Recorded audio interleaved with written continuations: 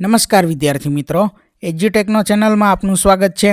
આજે આપણે ધોરણ 6 વિષય અંગ્રેજીમાં યુનિટ 5 5th ઓફ ધ 6 તેની એક્ટિવિટી 1 થી 4નું સંપૂર્ણ સોલ્યુશન કરીશું.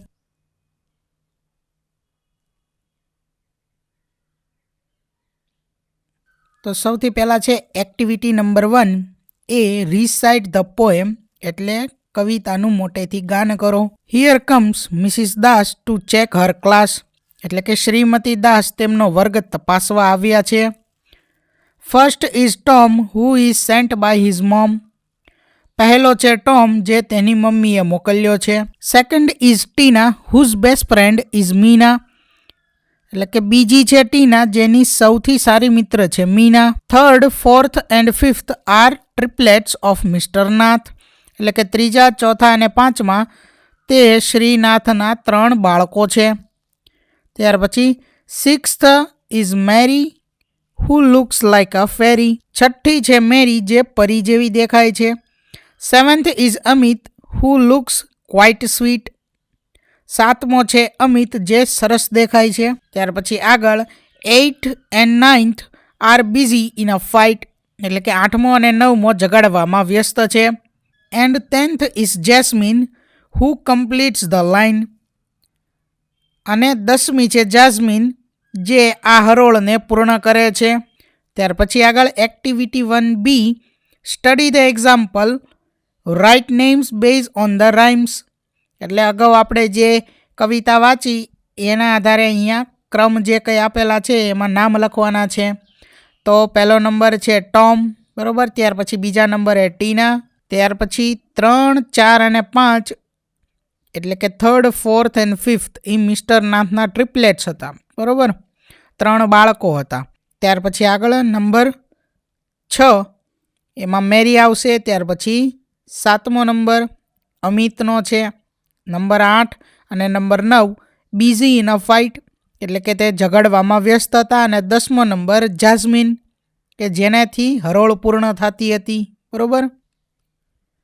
Activity 2A listen to your teacher speak about 3 of your friends એટલે કે તમારા શિક્ષકને સાંભળો અથવા તેની મદદ લો અને speak about 3 of your friends એટલે તમારા 3 મિત્રો વિશે બોલો.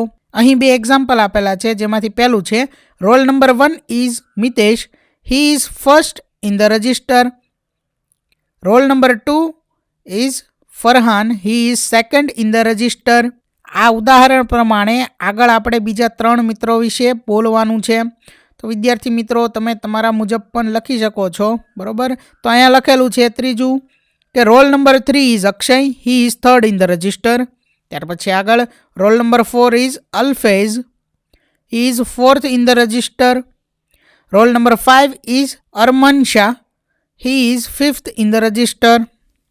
ત્યાર પછી આગળ જોઈએ activity 2B write names of your classmates as in the class register એટલે કે તમારા સાથી મિત્રો જે છે ક્લાસમાં તેમના નામ હાજરી પત્રક જે છે તેના પ્રમાણે લખવાના છે નામ, બરાબર. તો વિદ્યાર્થી મિત્રો અહીં નંબર ફર્સ્ટમાં કાજલ. વિદ્યાર્થી મિત્રો તમે તમારા મુજબ પણ નામ લખી શકો છો. અહીં ફક્ત એક ઉદાહરણ રૂપે નામ લખેલા છે, બરાબર.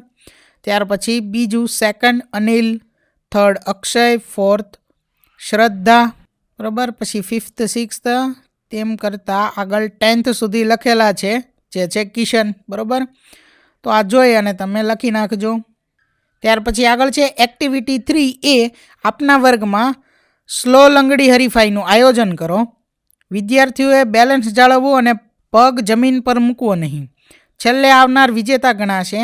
રેસના પરિણામ પરથી નીચેની વિગતો પૂરો. તો અહીં આપેલું છે our class arrange a slow langdi race on. Date લખવાની છે તો અહીં લખેલી છે 10th February. The students were eager for the race. ત્યાર પછી ખાલી જગ્યાની અંદર આવશે 9 students took part in the race. The participant had to walk with one leg only. The fastest participant will lose the race.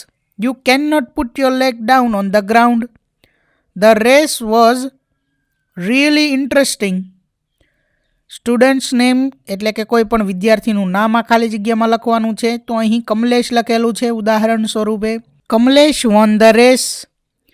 He was last in the race so he stood first. The 8 students put their legs down so they, ત્યાર પછી બીજી ખાલી જગ્યામાં આવશે were out of the race. ત્યાર પછી આગળ write down the result of the slow langdi race in the table. તો વિદ્યાર્થી મિત્રો અહીં રિઝલ્ટ લખેલું છે કે જે સ્લો લંગડી રેસનું છે.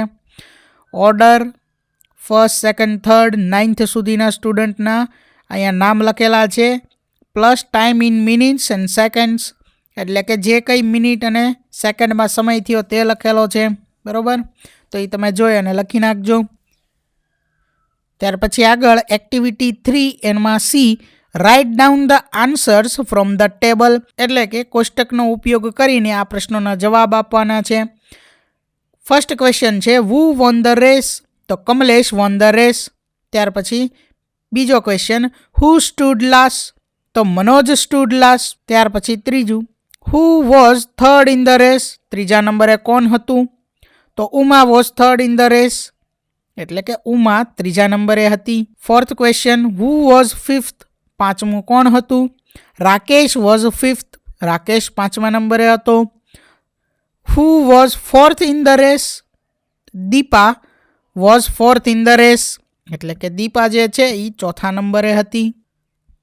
ત્યાર પછી આગળ activity 4A, here are the photos of India's honourable presidents એટલે કે વિદ્યાર્થી મિત્રો આપણને આઝાદી મળી ત્યારથી 13મા નંબરના રાષ્ટ્રપતિ સુધીના દરેકના ચિત્રો અહીં આપેલા છે. જેમાં છે first president of India doctor Rajendra Prasad, ત્યાર પછી second president of India doctor Sarvepalli Radhakrishnan, third doctor Zakir Hussain, fourth Shri Varahagiri Venkatagiri, fifth president of India Fakhruddin Ali Ahmed, sixth president of India Shri Neelam Sanjiva Reddy, seventh president of India Shri Giani Zail Singh, 8 Shri R Venkataraman, 9th president of India doctor Shankar Dayal Sharma, 10th president of India Shri K R Narayanan, 11th president of India doctor APJ Abdul Kalam, 12th president of India Shrimati Pratibha Devisingh Patil, 13th president of India doctor Pranab Mukherjee. ત્યાર પછી આગળ activity 4B, now write down each president's name in order, also write down the period એટલે કે વિદ્યાર્થી મિત્રો અહીં આપણે રાષ્ટ્રપતિના નામ, તેમનો ઓર્ડર 1st, 2nd, 3rd અને તેમનો સમયગાળો લખવાનો છે. તો વિદ્યાર્થી મિત્રો અહીં 13 રાષ્ટ્રપતિના નામ લખેલા છે. બરાબર, વિદ્યાર્થી મિત્રો 13મા પ્રેસિડેન્ટ ડૉક્ટર પ્રણવ મુખર્જી પછી 14મા અને અત્યારે હાલમાં 15મા પ્રેસિડેન્ટ કાર્યરત છે. પરંતુ અહીં જે તારીખ આપવામાં આવી છે તે સમયે જે પુસ્તક આવૃત્તિ બહાર પડી હતી તેના લીધે આગળની તારીખ અને આગળના પ્રેસિડેન્ટને નામ આપ્યા નથી. બરાબર, તો આ ટેબલ જોઈએ તો સૌથી પહેલાં છે president doctor Rajendra Prasad from 26 January 1950 two 13th મે 1962 એટલે કે 26 જાન્યુઆરી 1950થી 13 મે 1962 સુધીનો તેમનો સમયગાળો હતો, જે ફર્સ્ટ પ્રેસિડેન્ટ એટલે કે પ્રથમ રાષ્ટ્રપતિ હતા. વિદ્યાર્થી મિત્રો બસ આવી જ રીતે દરેક પ્રેસિડેન્ટના નામ, તેમનો સમયગાળો અને તેમનો ઓર્ડર લખેલો છે. આગળ જોઈએ ત્યાર પછી activity 4C, correct the following sentences એટલે કે વાક્યોને સુધારો. જેમાં પહેલું છે doctor Zakir Hussain was the 5th president of India, તો એમાં આવશે doctor Zakir Hussain was the 3rd president of India. ત્યાર પછી બીજું છે Shri R Venkataraman was the 11th president of India, તો કરેક્ટ સેન્ટેન્સ થશે Shri R Venkataraman was the 8th president of India.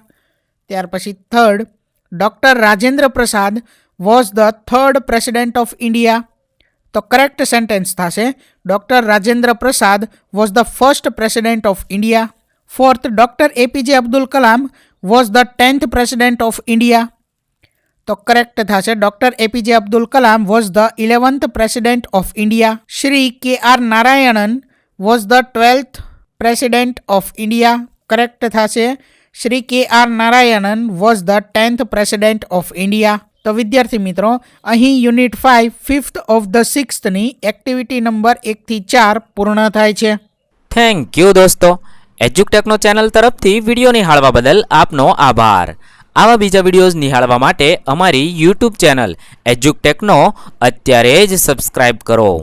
આભાર દોસ્તો.